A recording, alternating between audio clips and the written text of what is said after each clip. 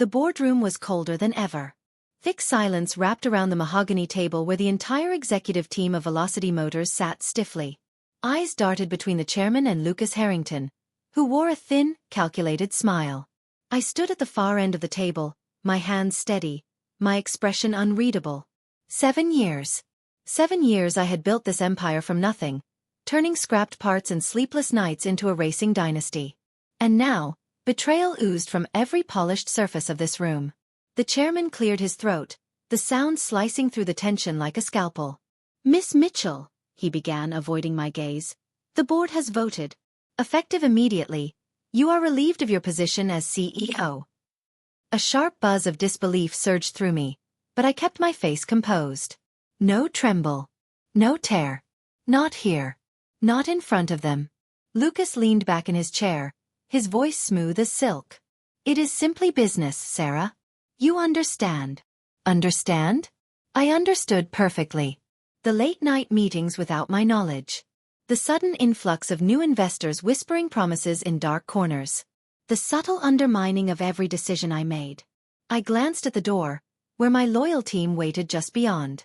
Engineers, designers, drivers. They had seen the writing on the wall as well. I turned back to the board, my voice steady. "I see. Then allow me to make things simple." Without waiting for permission, I slid my resignation letter across the table. At the same moment, Lucas' phone began to vibrate violently against the polished wood. Then another. And another. He picked it up, his smile faltering. Notifications flashed one after another. Resignations. Department heads. Chief engineers. Star drivers. All gone. I allowed myself a small smile. Not out of cruelty but of certainty.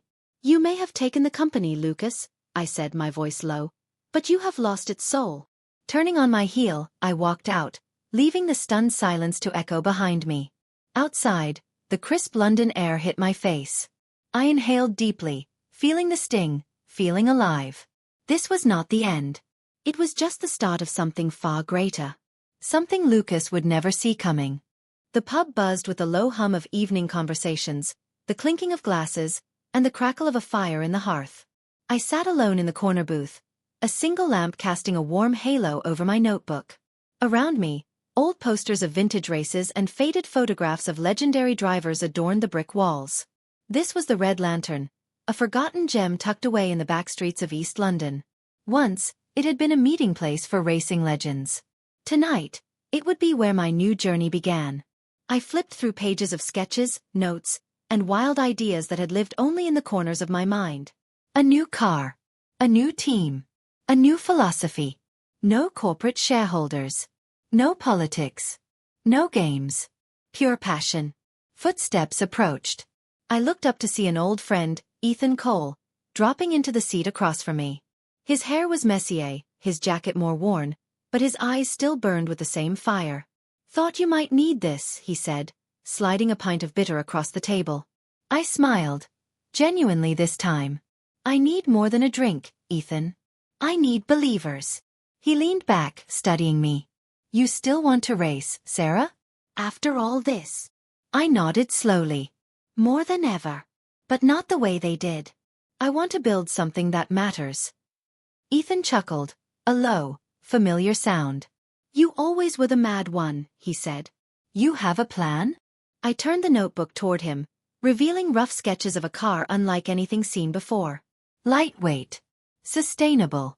Revolutionary. His eyebrows shot up. "You are serious." I tapped the page. "This is Project Phoenix. We rise from the ashes, stronger and faster." He was silent for a long moment, then grinned. "You will need more than me and a dream." "I know," I said. "And I know where to find them." Outside, the wind howled against the windows, but inside, a spark had caught flame. It was small, fragile, but it was real. And it would grow. Tonight, the dream had been reborn. Tomorrow it would start to fly. The next morning, the city was still gray and heavy with mist as I made my way through the narrow alleys. The worn leather jacket clung to my shoulders, shielding me from the damp chill. I clutched my notebook close, as if it might slip away if I let go for even a second. Today, I was not chasing a dream. I was chasing the people who would make it real. The first stop was a cluttered garage on the outskirts of town, a place that smelled of oil, metal, and stubborn dreams. A bright green car sat half-finished under a tarp, and a woman in overalls tinkered beneath its chassis. "Ruby," I called out. She slid from under the car, grease smudging her cheek, her sharp eyes narrowing at me. "Sarah Archer. Thought you vanished." I smiled. "Not vanished. Just planning."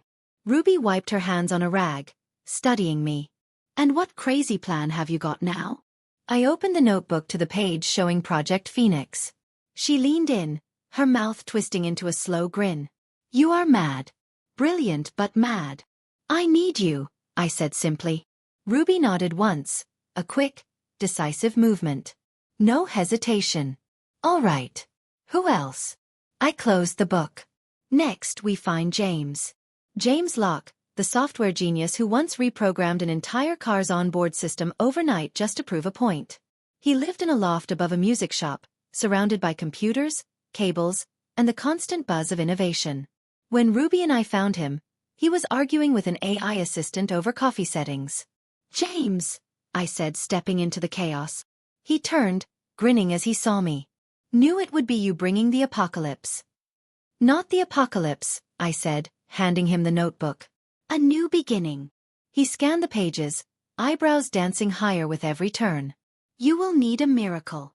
"I am not looking for miracles," I said. "I am building one."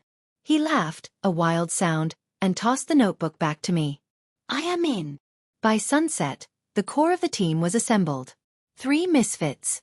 3 believers. It was not much, but it was enough to begin. The workshop was hidden behind a crumbling warehouse, known only to a few. We called it the graveyard, for it housed the skeletons of forgotten machines and abandoned ideas. Here Project Phoenix would be born. I traced my fingers along the dusty frame of an old racing prototype, imagining what it could become. The others were already unpacking equipment, voices echoing in the hollow space. James set up the network, his screens flickering to life in a chaotic symphony. Ruby surveyed the garage, her sharp eye already spotting cracks in the walls and weaknesses in the floor. "This place will collapse if we sneeze too hard," she muttered. "We will rebuild it," I said. "Not just the workshop. Everything." As the sun dipped below the city skyline, we sat around a battered metal table, the notebook between us. I explained the dream again. The lightweight chassis. The hybrid drive system. The adaptive AI that would learn with every turn of the wheels. It was not just a car. It was a revolution. James frowned, tapping a pencil against his teeth. "You know who will notice this," he said. "The corporations. The teams. The council." "I know," I said, voice steady. "That is why we stay hidden. Until it is ready. Until it is undeniable." The night wore on, blueprints sprawling across the table, arguments breaking out over materials, design choices, software protocols. It was messy, furious, brilliant. But even in the heat of it all, I could feel something watching from the shadows. A memory. A warning. This city did not forgive those who dared to challenge its kings. And I, Sarah Archer, had already painted a target on my back. The weeks blurred into one another. Every day was a battle against rusted bolts, stubborn circuits, and the creeping doubt that gnawed at us in the small hours of the morning. Piece by piece, the Phoenix took shape. Ruby redesigned the chassis, making it lighter and more resilient. James wrote code like a man possessed, creating an AI that could think faster than any driver. And I drove. Late at night, when the city slept, I took the half-finished prototype onto the abandoned roads. Testing. Learning. Pushing. Each run brought improvements, but also strange encounters. Once, a black car followed me for miles, its headlights cutting through the mist like knives. Another time, I found a tiny drone perched atop the workshop roof, blinking silently. We were no longer invisible. One evening, as I wiped grease from my hands, James burst into the garage, face pale. "They know," he panted. "They know what we are building." I froze. "How?" He held up his tablet. Anonymous messages. Warnings. Threats. "You are playing a dangerous game, Sarah Archer," one read. Another simply said, "Stop before you wake the dragon." Ruby slammed a wrench onto the table, eyes blazing. "Let them come," she snarled. "We are ready." But deep down, I knew we were not. Not yet. I stared at the skeleton of the phoenix, gleaming under the harsh workshop lights, and felt the weight of every choice I had made. The race was no longer about winning. It was about survival. And the clock was ticking. The night before the qualifying race, the city felt different. The streets, once alive with the roar of engines and the laughter of crews, were eerily silent. Shop fronts were shuttered. The glow from the neon signs seemed colder, harsher. I stood by the phoenix, now fully assembled and humming with life. Its silver body gleamed under the garage lights like a living thing, sleek and hungry. Ruby checked the suspension one last time, her hands steady but her eyes restless. James adjusted the telemetry system, his fingers flying across the keyboard. None of us spoke. We knew something was coming. At exactly midnight, a message arrived. No sender. No greeting. Just a location. The old industrial docks, south of the city. I felt a chill crawl down my spine. "They are calling us out," I said, voice barely above a whisper. James nodded grimly. Ruby tightened her gloves. "Then we answer." The docks were a maze of rusted cranes and broken containers. The perfect place for a trap. We rolled the Phoenix off the trailer. Its engine growled low, like a predator sensing prey. As we moved into the clearing, headlights snapped on, surrounding us. 5 cars. Each one more monstrous than the last, covered in spikes, reinforced with steel. And at the center, a black car with crimson lights pulsing like a heartbeat. The crowd of drivers parted, and a tall figure stepped forward. He wore a long leather coat, and a mask that hid his face. His voice, when he spoke, was distorted and cold. "You should have stayed in the shadows, Sarah Archer." My fists clenched. "We are not afraid of you." The figure chuckled, a sound like gravel being crushed. "You should be." Without warning, one of the cars lunged forward, swerving inches from me before skidding to a stop. A warning. Next time they would not miss. I swallowed the fear rising in my throat and stepped into the Phoenix. The figure's voice echoed through the night. "Tomorrow at the qualifiers, we finish this." The engines roared to life, one by one, then disappeared into the night, leaving only smoke, the smell of burnt rubber, and the echo of a promise made in the dark. Morning broke cold and gray. Clouds hung low over the city, casting long shadows over the raceway. The air buzzed with electricity. Spectators filled the stands, their faces blurred into a sea of colors and noise. The qualifying race of the velocity circuit was about to begin. Ruby pulled my helmet into place and tapped the side of it, her eyes fierce. "Whatever happens," she said, "trust no one but us." James handed me a folded piece of paper, slipped secretly into his palm during the chaos of setup. On it, a single line. "Not all racers are who they seem." I swallowed hard. There would be enemies on the track. Maybe even people I thought were allies. The starting line loomed ahead, a shimmering mirage of painted asphalt and roaring engines. I slid into the Phoenix, feeling the low vibration of its power beneath me. One by one, the other racers lined up. Sleek machines and monstrous contraptions side by side. Among them, I spotted the black car from the docks. Its driver sat motionless, a statue of menace. A siren wailed. Engines howled in answer. The lights above flickered. Red, red, green. We launched forward like bullets. Immediately, chaos erupted. Cars clipped and slammed into each other, metal screaming against metal. One racer spun out on the first turn, smashing against the barricades in a shower of sparks. I weaved through the chaos, every instinct razor-sharp. Behind me, Ruby's voice crackled through the comms. "Sarah, on your left, they're closing in." I glanced to the side. 2 cars boxed me in, trying to force me off the track. I gritted my teeth, dropped a gear, and hit the accelerator. The Phoenix surged forward, slipping through the gap just before it closed. Heart pounding, I focused ahead. The black car was gaining. Lap after lap blurred into a dangerous dance of speed and survival. Every turn was a test. Every straight was a gauntlet. And then on the final lap, it happened. The black car rammed into my rear bumper, sending me fishtailing. For a terrifying second, I lost control. The world tilted. Screams and smoke filled my vision. But I fought the spin, wrenching the wheel with every ounce of strength. The Phoenix responded like a living thing, straightening just before I hit the wall. Through the haze, I saw the black car disappearing ahead. Not winning. Retreating. I crossed the finish line seconds later, my hands trembling on the wheel. The crowd exploded into cheers and roars, but all I could hear was the sound of my heartbeat. The qualifying race was over. I had made it. But the real battle was just beginning. Night blanketed the city, drowning it in darkness pierced only by neon lights and the low rumble of engines. Ruby, James, and I gathered in the cramped garage beneath an abandoned factory. The Phoenix rested silently, scars from the race still fresh on its frame. James leaned over the hood, whispering, "They know you survived. They're coming." I clenched my fists. There was no more hiding. If they wanted a fight, I would give them one. Ruby handed me a small device, a transmitter disguised as a car key. "Plant this during the final race," she said. "It'll expose everything. Their deals, their sabotage, their crimes." The plan was dangerous. If they caught me, there would be no second chances. The night before the final race felt endless. Sleep refused to come. I stared at the cracked ceiling, the events of the past days spinning through my mind. The betrayal. The black car. The silent enemies lurking in plain sight. At dawn, I suited up. No more fear.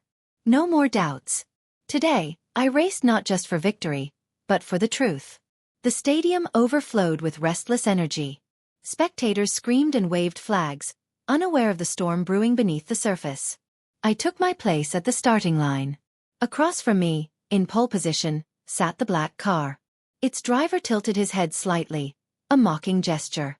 I gritted my teeth. The race began. This time, there was no chaos at the start. Every driver was disciplined, controlled, waiting for the real battle to unfold. Lap after lap, the black car stayed just ahead, leading me exactly where he wanted.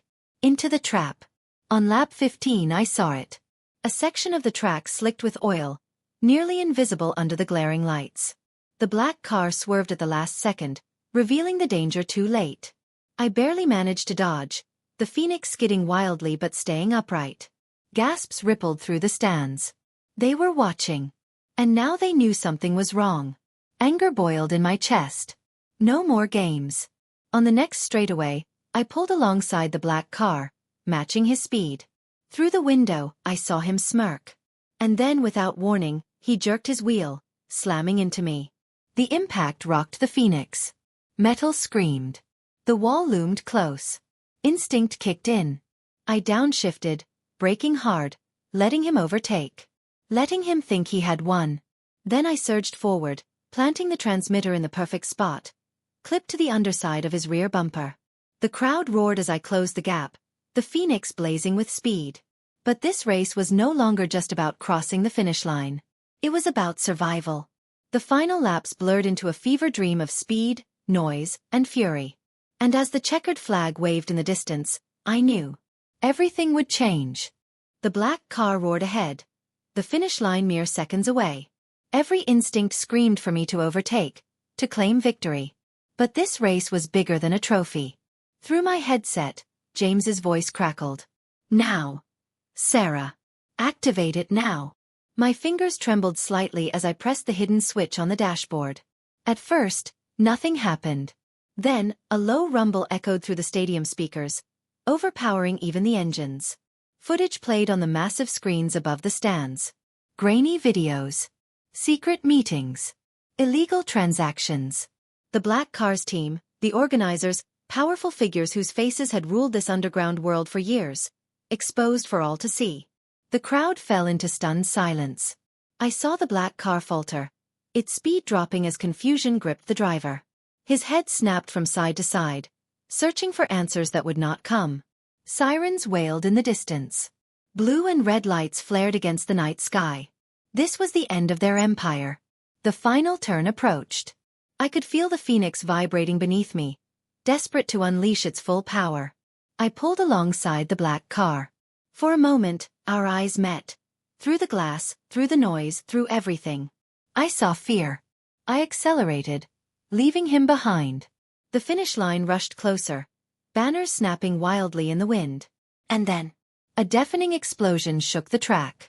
Smoke and fire burst from the pit lane, chaos erupting in the stands.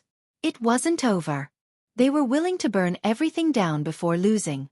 Security forces swarmed the area, but they were too late to stop the chain reaction. Flames licked the edge of the track as I steered the Phoenix into the final stretch. Metal groaned. Screams pierced the night. But I stayed focused. Eyes on the finish line. Hands steady on the wheel. The Phoenix crossed first. Not just a victory. A survival. As I slowed, Ruby appeared in the crowd, shouting and waving, her face a mixture of fear and triumph. James sprinted towards me, urgency in every step. Behind us, the black car spun helplessly, smoke pouring from its engine. The shadows had fallen. But the night was far from quiet. I opened the door and stepped out, the weight of everything crashing down in an instant. Above us, the burning sky rained down ash and sparks. The war wasn't over. But the first battle was ours.